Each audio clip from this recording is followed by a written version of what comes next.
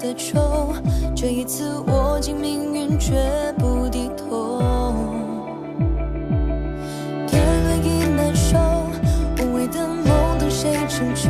风雨聚散，孤帆摇曳的浮游。身份在荆棘中孤身的花朵，鲜艳被刺破，却让我渡边界上出逆风飞翔的轮廓。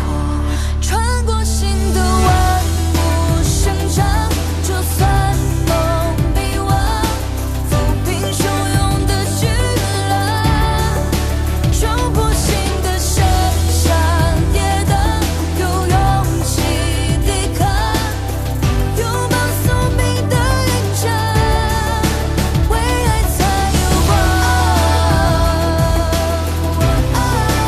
为爱肆意疯，穿过心的万物生长，有勇气抵抗，拥抱宿命的印章，为爱才有光。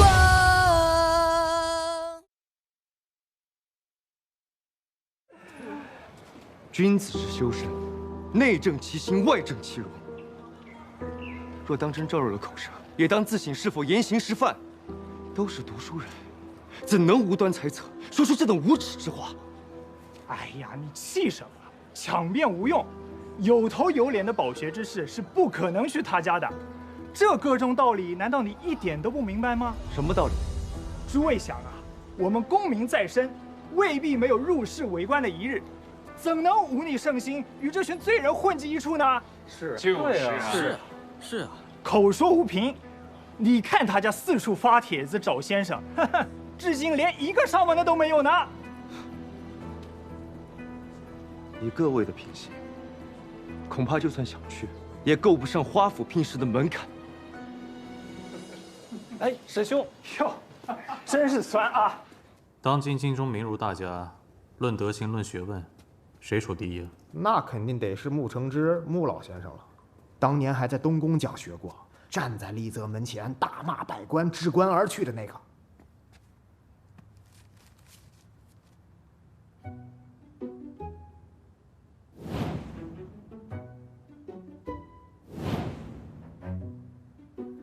帮我拿个信筒，头儿，你要寄信啊？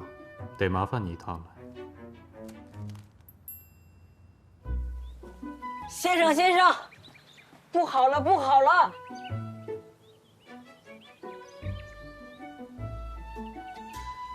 穆先生，不好了！啊？谁跑了？谁也没保，是大祸临头了。七秀司来人了。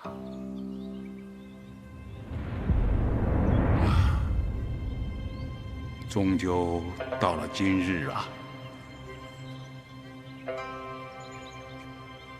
去吧，我要沐浴焚香。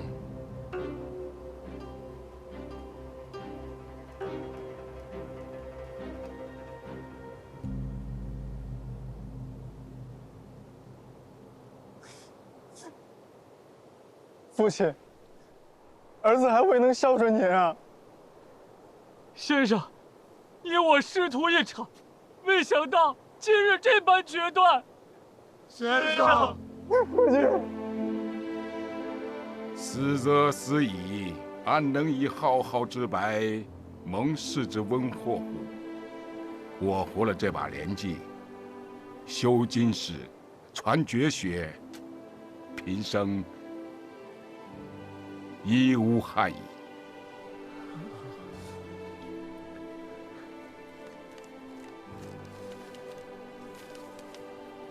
可惜呀，可惜了这些好点心呐！这么美味的点心，今后也再不得食了。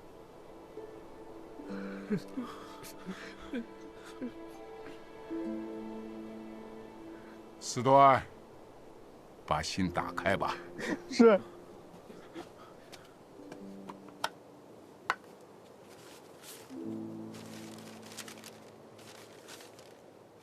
父亲，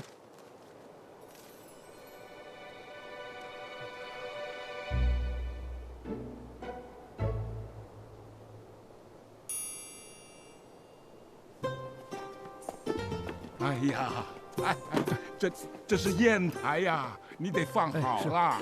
先生，沈家郎君来了。啊，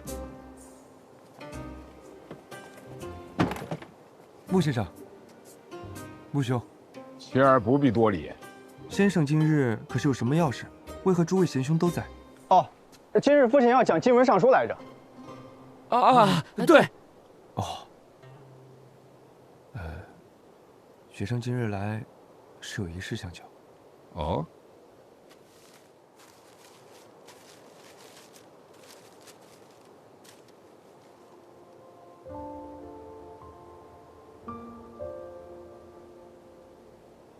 哎呀，我也刚刚听闻了此事。你们认错，真是穆老先生，胡子老长的。哎，姑娘，你说真奇怪啊，咱们这走了好几日了，鞋都要磨破了，这落地秀才都不肯来，怎么穆先生倒是肯啊？是啊，像穆先生这样的大儒，怎么会愿意来呢？走。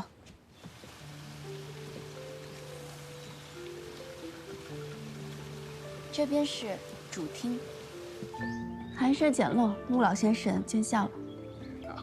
这个宅子啊，有静气，是个读书的好地方啊。我们选了一间向阳又幽静的房间给你授课用。今日您先过过目，又有什么需要添置的，尽管吩咐。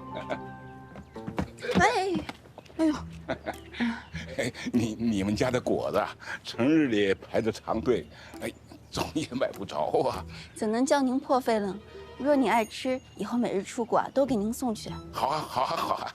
穆先生，花指虽求养您高明，也自知家属简陋，不敢登门言请。请问您是从何处知道我家在严氏啊？今日沈家大郎啊，急匆匆的登门。沈琦，哎，你们这一共有几个学生，都读过什么书呢？本家连同旁支一共是7位学生，4个男孩，3个女孩。还有女学生啊，学堂里，恕不胜任，恕不胜任。哎，穆先生，君子一言九鼎，怎么能出尔反尔呢？这男女同读，那成何体统啊？那这果子，这边请。哎。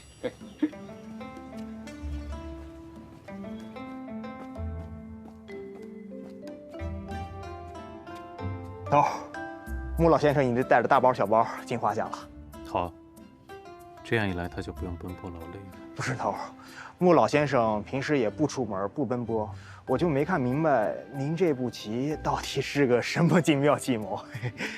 什么棋啊？我就是替人发张告示而已。送信给那样的名儒大家，总得认真封一下吧。哦。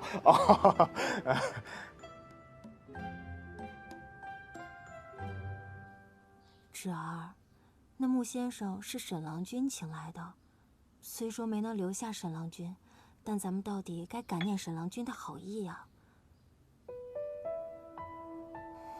太可惜了，那样好的一个人，哪有四叔好？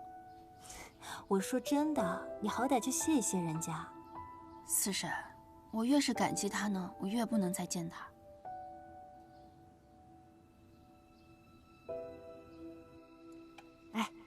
听说啊，过几天先生就能授课了，到时候朵儿也能认字了。朵儿，你开心吗？我也认得字儿，但我没上过学，也没见过先生。从前怎么就没有这样子的好事呢？先前府里的兄弟们成群结队去上学的时候，我可羡慕了。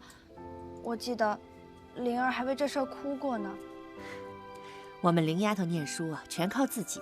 什么诗啊、画啊，都比外面那些哥儿们做得好。哎，要是当年能够上学堂的话，哎娘，少说2句吧。我才不要去呢！要是上学堂有什么好的话，灵哥儿为什么还逃学呢？就你机灵！哎，你们知不知道那先生长什么样啊？我听说呀，是个老头，胡子老长的。叫我去我都不去。瞧瞧你那个样子，我可听说呀，这聘完了文先生，还要聘武先生呢。叫谁？先说好，我可不去。傻丫头，你要去的，那万一以后又碰到像紫皇居那样的恶人，那武先生好呀，武先生我要第一个去。蓉儿是想着呀，那武先生敌人是高的、俊的。哇，行，看我不错呀。哎呀，好了好了，不要闹了，赶紧干活吧，要不然端午节没有花带。赶紧回去。看我的拉花。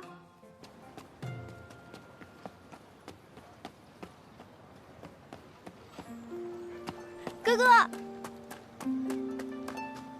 这几天玩得开心吗？花姐姐太忙了，都不陪芍药玩。她都忙什么呢？啊，她在找5个先生。什么是5个先生？朵儿跟我说，5个先生就是会打架的先生。我问他6个先生是什么，他就答不上来了。那她找到没有？啊，哥哥，你身手好，你来当5个先生，我不就天天能看到你了吗？童言无忌，你不要放在心上。你怎么在这儿？穆先生不是在讲课吗？我。为天监下民，点决议，将连有勇有不勇。进去吧。点决议，将连有勇有不勇。你看，给你。民中绝命。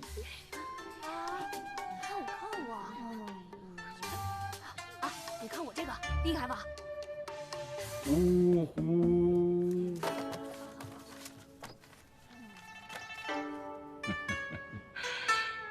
啊，你看我这个。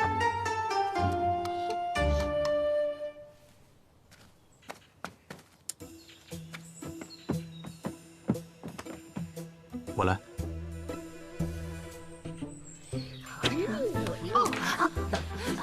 嗯？谁在说话呀？先生，是外头的鸟儿在叫。你大点声！先生，外头的鸟儿在叫。鸟叫啊！看来得找一位年轻点的先生。读书本就是枯燥的事情，谁不是这么过来的？那可没有啊！我小时候都是祖父教我念书，我才不觉得枯燥。好了，但这以后麻烦事还多了去了。明天就是端午了，你要不要一起来过节陪芍药啊？我没空也没关系，我们陪他也是一样。多谢。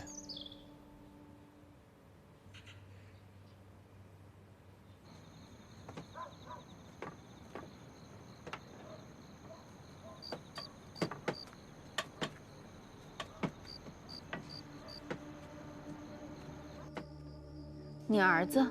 是啊，我家那小子打小就习得好拳脚功夫，更何况这知根知底儿啊。依我看，芷姑娘，您就不要另寻他人了，就让季宗当这个武先生再合适不过了。他既是护院，监制恐怕不得空闲，你容我再想想。还有一件事儿想报知姑娘。你说。如今呢？您在各大酒楼寄卖，日进斗金。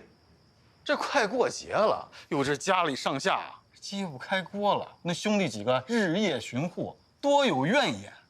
这月钱稍微少了点儿，他们啊都是卖体力的粗汉。这万一要撂挑子，干脆不干了。会怎样？会怎样？这府里可都是女人和孩子，要是伤了谁，那都不好了。你要涨多少？这回先涨1分。这回，天气凉了，自然辛苦些。这夜里还要守着门户，万一进了贼，小心这火烛，万一走了水，也不好了。李护院真是未雨绸缪啊！这都是咱们当差应该做的。哎，到时候啊，这棉衣钱、炭火钱少不了要向芷姑娘伸手了。行吧，我答应你，你先出去。多谢芷姑娘。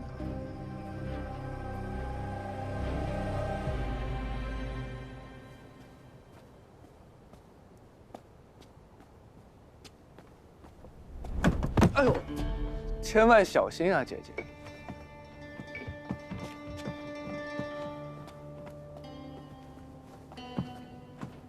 哎，妥了吗？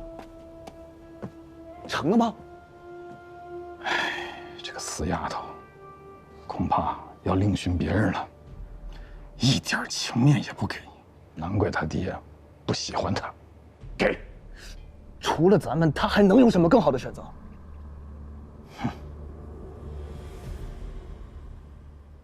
姑娘，那李贵来做什么？他想给他家儿子谋武先生的位置。姑娘应允了吗？哦，我上次让你去打听的事情有眉目了吗？我私下问过了，咱们每个月发下去的月钱，李贵手下护院只能拿到30%，被那李家父子剥了好几层皮去，他们都颇有怨言。不过这行有行规，他们也不好破坏规矩。我还听说李贵最近越来越放肆了，专欺负好馅儿的。四夫人、福东他们都吃过他好几个暗亏。这人之前虽说做事有了些，可人还算老实。没想到这短短10日，便如此无赖形状。可是从前府里也不像如今这样尽是女眷啊。姑娘，我有句话不知当不当问。既然护院们受李贵辖制，那姑娘为何不把他们父子俩撵出去啊？你也说了行有行规，那10几条汉子跟着李贵混口饭吃，若是把李贵赶走了，那他们留不了。他们若是留下了，咱们这满屋子女眷，谁能抵得住他们？那他们要是被赶走，断了生计，只怕他们会反抗，那更加抵挡不住。当初他们带着人、带着家伙上门来，就是打的这个主意。我当日若是不答应，怕是当场就要吃亏。那怎么办啊，姑娘？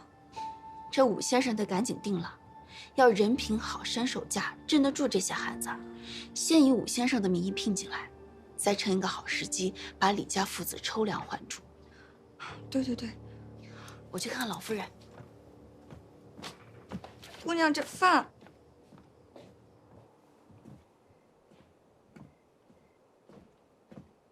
祖母，这丫头来的正好。我呀，目力不济，近日看信越发吃力，帮祖母念念。好。书起，烧情起居何如？睽违良久，全念因书。日苦所恶之扰，常忆幽篁田舍。竹榻闲眠，漫抛书卷。情伤自对，焚香烛明。胸中无声冰炭，眼底肯逐风尘。旧约历历，依稀如昨。岁月不居，空阶两地。言不尽思，再起珍重。祖母，这信是你的故友写给你的吗？这么多信，都是一个人写的。我们通信40年了，这是一小部分，要都拿来了，那一柜子都装不下。那如今家里安定下来了，何不请这位太母来家里坐坐？他家住得很远吗？再读2封，听着呀，心里敞亮，头也就没那么疼了。昨得亲书，深以为慰；小饮数樽，不胜以醉。凡醉各有所宜，轻罗小扇，并作水窗。仰见飞云过天，人间之乐，无过于此矣。最后呼忆今常咏阳城斋时云：瓮城雪水酿春寒。蜜点梅花带露餐，是时正逢暑月，无雪无梅。则夕言定约，至冬至日，同集雪水，以梅花温酿之。轻言较之敲雪煎茶，想来风味不输。钟叔，小雄黄呢？哦。带我的好看，带我的。别闹了，别闹了，孩子们过来，过来，都过来，快过来，来，别乱跑了，一会儿还要带茉莉花呢。啊，来，别乱跑，来，来，百毒不侵，百毒不侵，来，百毒不侵，来。来，我们去。您看这花，这是谁做的呀？这是我做的，我没拿捏好大小，做的有点大了。我看这些花里啊，就这把顶气派，也就您老人家能压得住。来，好看，好看。祖母，我也想给你带花。瞧瞧，都拿我寻开心，是不是？真好看，好看，看，好看。老夫人、夫人们，哎，福东，你这是又做了什么好吃的？这是端午吃的百草头，拿杏、梅、李、紫苏、生姜切丝后，用香药和了，入盐晒干做的。我还拿蜜浸了酿梅，一会儿给老夫人开胃。福东是越来越有能耐了。孩子手真巧，一会儿有劳你啊，多做一点儿，给静儿和贤儿送去点儿，他们都喜欢吃。好。芷姑娘吃早饭了吗？姑娘一大早就忙起来了，一口气都没歇过呢。今天要给各处去送百草头，还要搭棚施粥，这会儿又出去看棚子了。大姑娘真是受累了。老夫人，这主意是儿媳妇想的。我想着咱们花家也算是熬出头了，过了最艰难的那段日子。今天又过节，应该做一些济贫的好事儿，也能给老太爷们积德。慧兰想得好，那既是好事儿，别让芷姑娘一个人扛着，你们都去搭把手。把孩子们都带上，让他们从小就要看一看。是。算起来，咱们兄弟两人有10年没见了吧？皇兄宵衣干食，日理万机，臣弟自是不敢轻易打扰。你何必和为兄说这种话呢？来的比外人还生分些。回皇兄，这外人要是逾矩的话，就是失礼。可臣弟我与皇兄做了大半辈子的兄弟了，我若再不懂规矩的话，那便是有罪了。灵王世子到。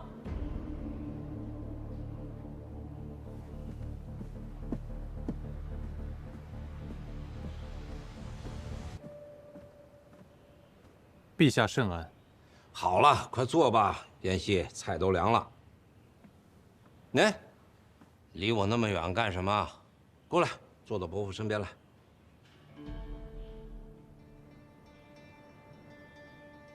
起。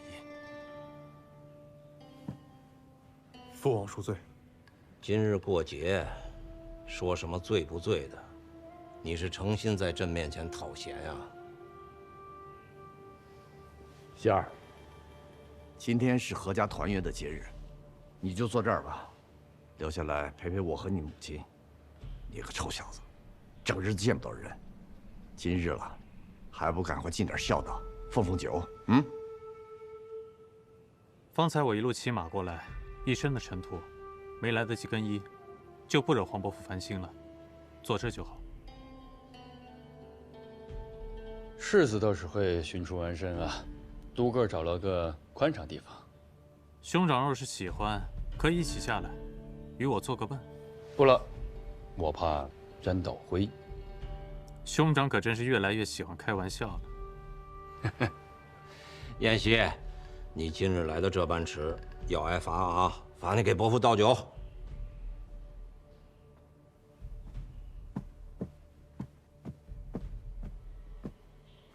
妍希。这几样菜都是你自幼就爱吃的，等下多吃些。谢陛下。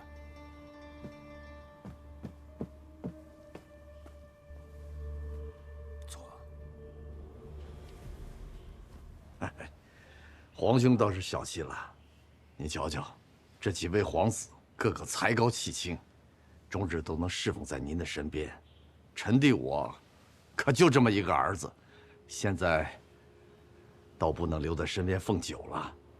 朕这几个皇子加在一起，也比不过燕西一个。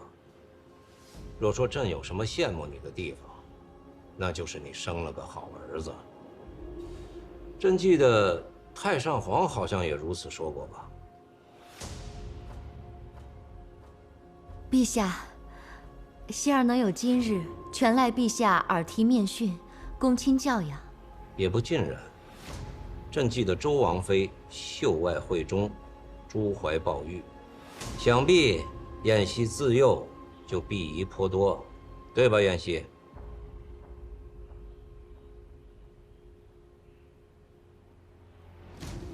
回皇伯父，侄儿当时年幼，记不清了。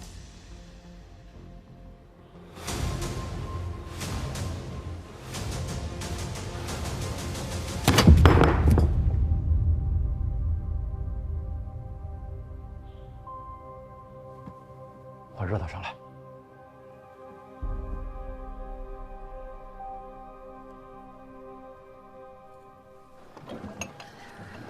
这真是好人啊！好人啊！粥还贵着，是啊。谢谢啊，谢谢天师上的菩萨。这粥煮的可真香啊！我老远就闻见了。姑娘，夫人让我来给你送五彩神了。啊，花灵，来。好喝。你够吗？芍药，过来。手给我。怎么拿绳子给我拴上了？这你都不知道？端午祭彩神可以驱邪的。再多给我一个吧。好，给姑娘。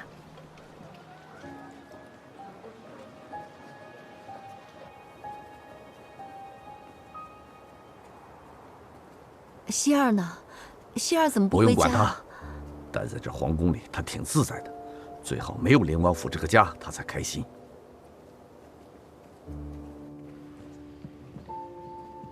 长青，你去备些酒菜，我要跟燕西喝一杯。是。燕西啊，刚才的事儿呢，你不要往心里去啊。我同你父亲自幼就是这样，嘴上不相饶的。侄儿明白。今日呢，伯父就是心里憋闷。为了这端午家宴，我早几日就请了太后，可太后跟我说，近来身体不适，竟然连一面都不肯露。太医可有诊断？哪里是真的不是？那是因为花家的事还在记恨我。听说花家的女眷已经尽数搬回城里住了，此事在京里传得沸沸扬扬。我也有所耳闻。这大半年，他们是在城外的一处庄子中栖身，居然也能平安度日。皇伯父，那所庄子是皇家赏赐，所以没有伐木。伯父没有责怪你的意思。那庄子呢，是太后赏赐给花家老夫人的，他们两个从年少时就相好。我革了花家人的职，发配北地，谁敢说个不字？不成想太后的耳目竟然这般灵通，出手艺这般快，花家才有了喘息之机。燕西，你知不知道，太后的凤翔宫中常常有密信送出，从去年冬天到今日已有7封之多。进宫之事，臣不敢查探。无妨，朕要你查，你便可放手去查。无论是凤翔宫，还是朕的这承禄宫，你都查的。臣遵命。燕西，好好为我查一查，看看太后与花家到底是何种勾连。是。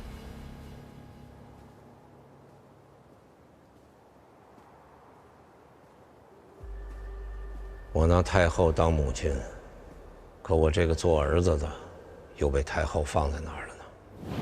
燕西，别的事都先放一放，先查这件。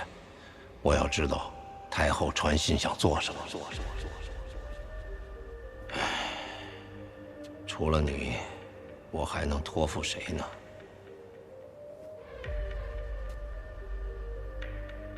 偌大一座皇城，真的有你信任的人吗？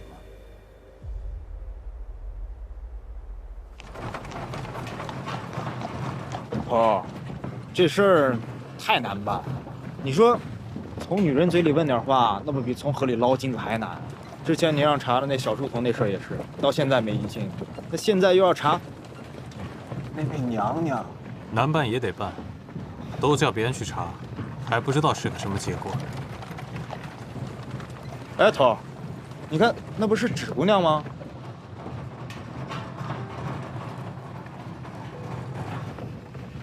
车上可备有便服。备了，备了。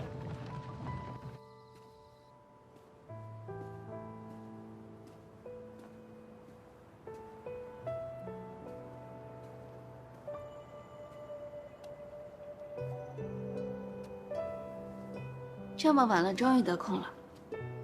芍药等了你一日，实在是困了，我就先让他回去了。怪我，不能带着他。像芍药这样无忧无虑、不必奔忙的人，又有几个呢？你吃东西了没有？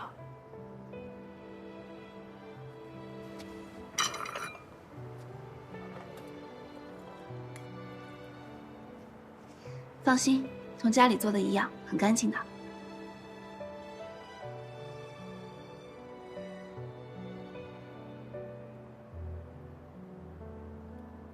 谢了，我送你回去吧。哦，不用，再过半个时辰，这些粥也就吃完了。钟叔会来接我的，你赶紧回去休息吧。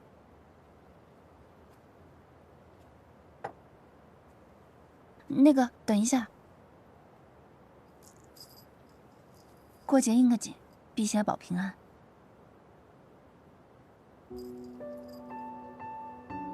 我帮你带。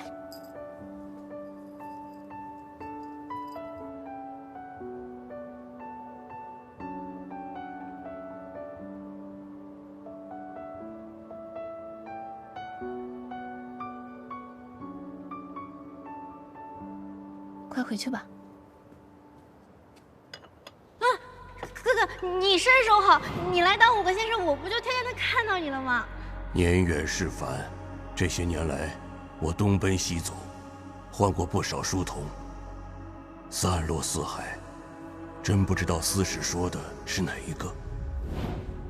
你要找武先生的事情，有眉目了吗？这2条腿的武先生比文先生还难找。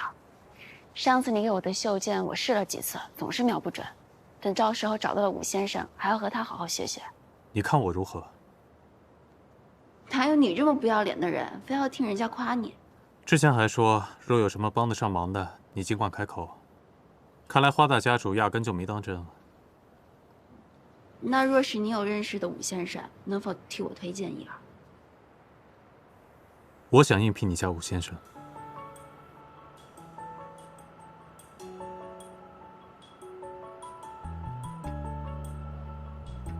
你别同我说笑，你要是手头紧，10澳的食宿费可以先免掉。你为了不聘我，连300食宿钱都要折了。不是，我的意思是，你若是愿意来，你若是能来，怎样？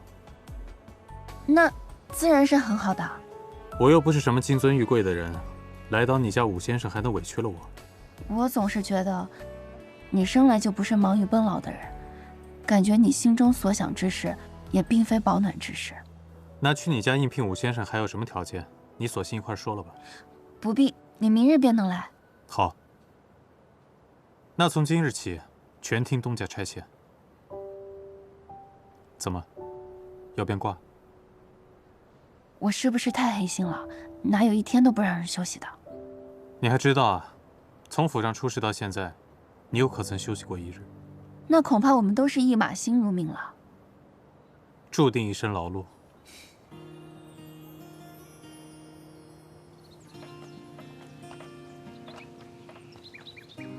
这户人家原来是个小作坊，这个地方是囤货用的。眼下虽然简陋了一些，不过以后会慢慢添置的。不耽误，我在军中那会儿，教场就是片荒地，草比人还高。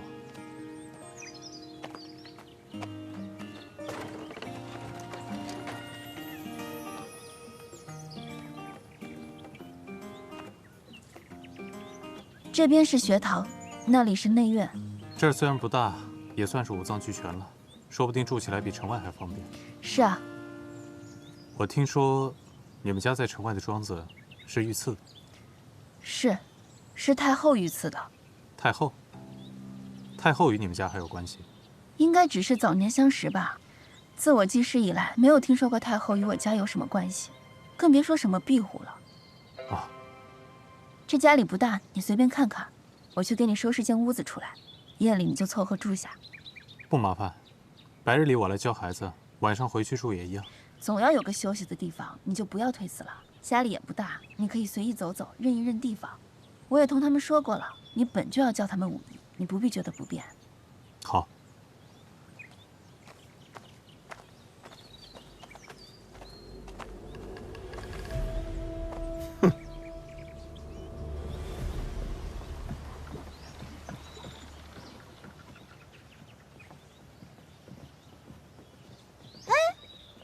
这是谁呀？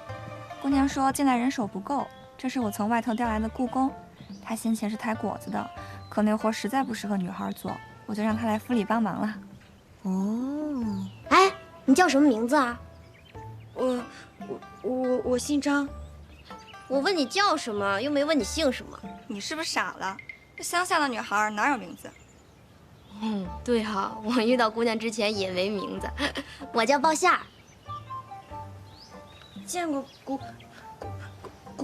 姑娘，这哪来的小母鸡啊，还咕咕咕的？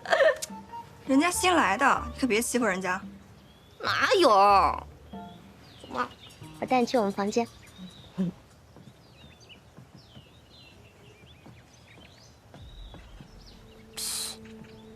闲的，闲人，别理他，快走。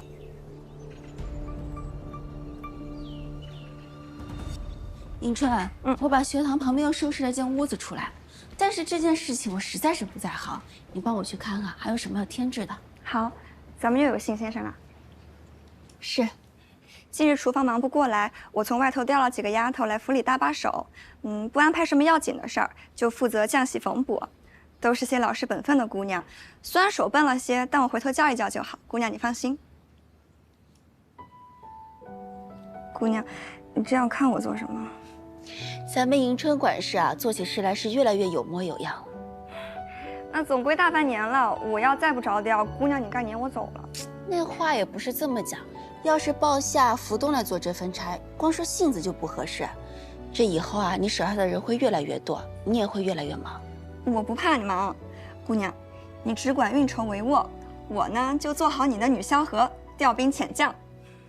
哎呀，险些忘了，你快去准备些吃的，咱们给燕先生送过去。燕先生，这个公子好生精巧，我英俊啊，真进来。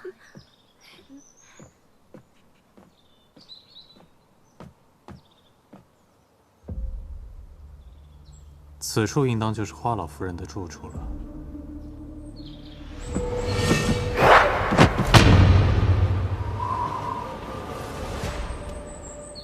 开个玩笑，别介意嘛，兄弟。这位兄弟继任了武先生，想必身手不错，敢不敢比试比试？喂，刚来就跟我小爷摆谱，你想不想在花家待了？我在花家待得待不得，是你说了算的。我爹是护院总管，这一大家子从上到下都得仰仗我们爷俩。是吗？那真是失敬了。少啰嗦，敢不敢比试？李继宗，你做什么？放开他！大姑娘，我听说你新聘了个武先生，我就来跟兄弟切磋切磋呀。燕先生刚来任教，我找他还有事情，没有空跟你切磋。好吧，那就等下次机会吧。你没事吧？他伤着你没有？你放心，他在这个家待不久了。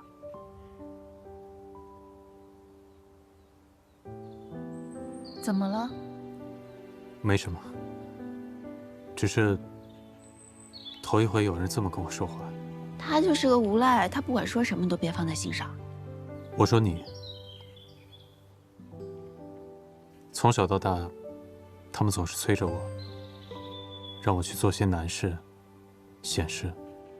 还是头一回有人倒在我前面，问我受委屈了没。走吧，我带了点点心和姜水。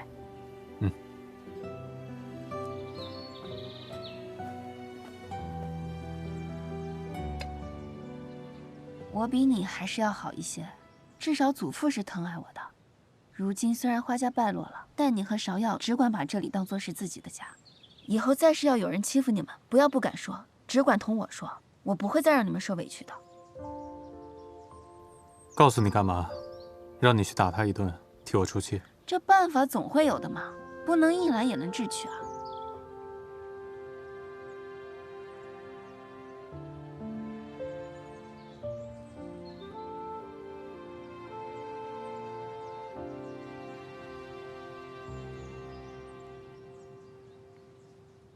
若花家当真与太后有私，恐怕陛下不会再放过他们。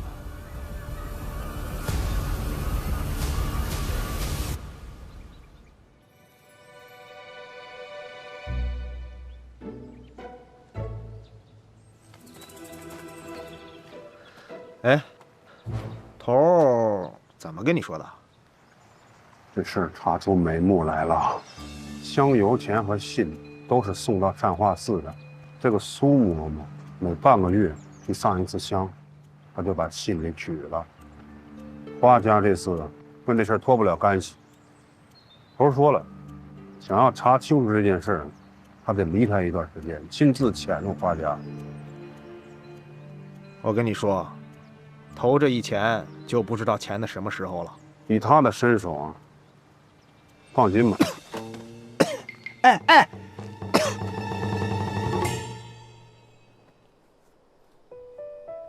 咱们隔壁好像是大姑娘的住处，就隔着一道墙。今天早上我还看到她走过，年纪轻轻的，看不出来是那样厉害的人。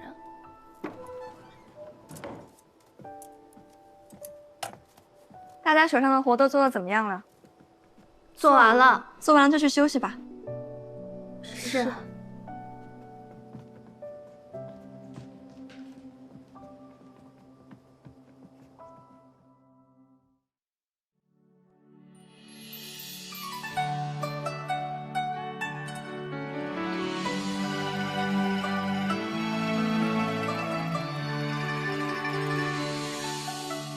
不荒一秋天，不老一株茶。天落水，鸟吃虫，鸡又飞。心学为观，心理为改。茶叶或粗浅，滋味乃春天。明前夕，菜少许。公平传烂漫。